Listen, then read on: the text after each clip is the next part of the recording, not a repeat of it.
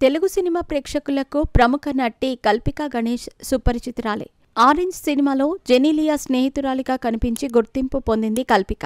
ఆ తర్వాత జులాయి, సీతమ్మ వాకిట్లో సిరిమల్లె చెట్టు, సారొచ్చారు, పడి పడి లేచే మనసు, హిట్, ఫస్ట్ కేస్, యశోద వంటి సినిమాల్లో కూడా నటించింది. ప్రస్తుతం అవకాశాలు తగ్గిన తరుణంలో అడపాదడపా మాత్రమే సినిమాల్లో కనిపిస్తుంది. తాజాగా ఓ పబ్లో తనపై దాడి జరిగిందంటూ సోషల్ మీడియా వేదికగా తెలియజేయడంతో హాట్ టాపిక్గా మారింది.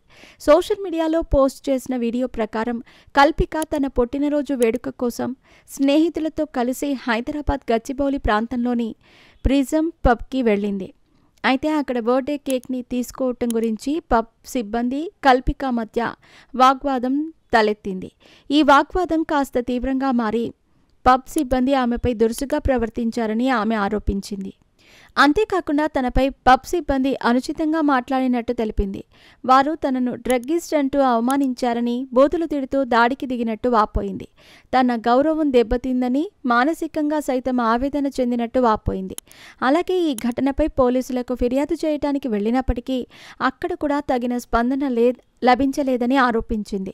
పోలీసులు తన ఫిర్యాదును సీరియస్గా తీసుకోకపోవటం బాధ కలిగించిందని వివరించింది.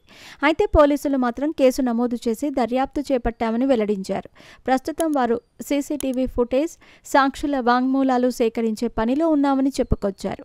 ఇక గతంలో కూడా నటుడు అభినవ్ గోమటం తన పట్ల అసభ్యకరంగా మాట్లాడాడని, తనను వేధించాడని ఇన్స్టాగ్రామ్లో పలు ఇంటర్వ్యూల్లో ఆమె ఆరోపణలు చేసింది.